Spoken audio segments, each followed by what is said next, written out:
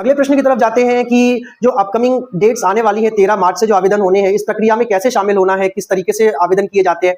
तो इसमें सबसे ज्यादा ध्यान रखने वाली बात यह है कि ये प्रक्रिया पूरी तरीके से ऑनलाइन है। आप ये कभी ना करें कि हार्ड कॉपीज आप लोगों ने ना कोई डॉक्यूमेंट्स किसी स्कूल के काउंटर पर दे दिए और सोचा कि इस प्रक्रिया में शामिल हो जाएंगे, तो ऐसा बिल्कुल भी नहीं है। अगर आप एलिजिबल हैं तो आप अपने मोबाइल से भी आवेदन कर सकते हैं, अदरवाइज आप अपने नजदीकी किसी भी साइबर कैफे पर जा सकते हैं। जो भी आपका कंप्यूटर कैफे वाले रहते हैं, ये जो जानने समझने वाले लोग रहते हैं, उनके द्वारा भी आप अप्लाई कर सकते हैं। इसमें बहुत बड़ी डिफिकल्टीज नहीं है। एमपीआरटी पोर्टल पर आपको विजिट करना है, वहां पर सारी जानकारियां रहेंगी और इसकी लिंक भी हम अपने डिस्क्रिप्शन बॉक्स में दे देंगे, आप वहां से भी चेक कर सकते हैं। वहां पर जाने के बाद आपको सबसे पहले तो अपने बच्चे का जो मैंने अभी डॉक्यूमेंट बताया, ये सभी लेकर जाना है। इनके द्वारा आवेदन फिल करना है, अपने बच्चे की और परिवार की सभी जानकारियां डालनी है, साथ ही साथ किस कैटेगरी से, किस श्रेणी से आप अप्लाई कर रहे हैं वो भी आपको क्लियरली मेंशन होना चाहिए, तो आप फॉर्म में डालेंगे। इसके बाद आपको स्कूलों का चयन करना है। क्रम में कम से कम 3 स्कूल्स आपको सिलेक्ट करने रहते हैं। हो सकता है आपके एरिया में ज्यादा भी स्कूल्स दिख रहे हो, तो जिनमें आप सबसे पहले प्रायोरिटी के हिसाब से आप सिलेक्ट करेंगे पहले, दूसरे और तीसरे नंबर पर, तो प्रोबेबिलिटी रहती है कि उन्हीं स्कूल्स में आपको सीट्स मिले। उसके बाद स्कूल का चयन करने के बाद आपको जो वहां से प्रिंट निकलेगा वो प्रिंट संभाल कर रखनी है। उसी पर भौतिक सत्यापन कराने के बाद अलॉटमेंट जो लेटर मिलेगा, उस अलॉटमेंट लेटर के आधार पर आप स्कूल में जाकर अपना दाखिला कंप्लीट करवाएंगे। वीडियो काफी लंबा हो रहा है, लेकिन फिर भी कुछ क्वेश्चंस ऐसे रहते हैं लगातार, जैसे किसी के बच्चे की उम्र वो 2nd क्लास में पढ़ रहा हुआ है, 8 साल का बच्चा है, 9 साल का बच्चा है।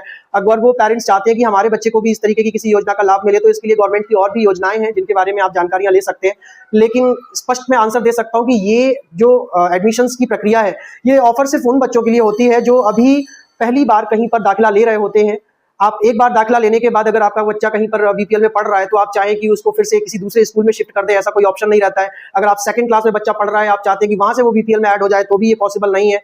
जैसा कि मैंने पहले भी बताया कि स्कूल की सबसे प्रारंभिक कक्षा में जहां से दाखिला लिया जाता है, आपका उम्र का क्राइटेरिया भी मैच करना चाहिए, तभी आप आवेदन कर सकते हैं। तो इस तरीके के कोई भी वहम में ना फंसे। कोई अगर आपसे ये कहता है कि आपको इतने पैसे देकर भी हम सीधा आपको इसमें लॉटरी में शामिल कर देंगे, आपके बच्चे को सीट दिला देंगे, तो ऐसा कुछ नहीं होता है। ये प्रक्रिया पूरी तरीके से ट्रांसपेरेंट है। तो प्लीज सही समय पर सही तरीके से आवेदन कीजिए, सारे डॉक्यूमेंट्स अभी से रेडी करवा लीजिए, क्योंकि 4 से 5 दिन में आपके जो आवेदन शुरू होने वाले हैं, वहां शायद आपको इतना समय ना मिले। और किसी भी वजह से, किसी छोटी सी त्रुटि की वजह से अगर आपका फॉर्म रिजेक्ट होता है, तो यकीन मानिए ये बच्चे के भविष्य के साथ खिलवाड़ से कम नहीं है। तो इसलिए आप तैयार हो जाएं। 13 तारीख से आपको ज्यादा से ज्यादा आवेदन करें। और एक बात का खासा ध्यान रखें कि ये प्रक्रिया ट्रांसपेरेंट है, तो अगर खुदा ना खास्ता किसी वजह से आपके बच्चे का इस प्रक्रिया में नाम नहीं आता है, आपका बच्चा सेलेक्ट नहीं होता है, तो किसी को ब्लेम ना दें, क्योंकि ये प्रक्रिया पूरी तरीके से ट्रांसपेरेंट है। हो सकता है कि आपसे ज्यादा जरूरतमंद कोई अगला कैंडिडेट हो, इसलिए वो सीट उसको मिल गई हुई है।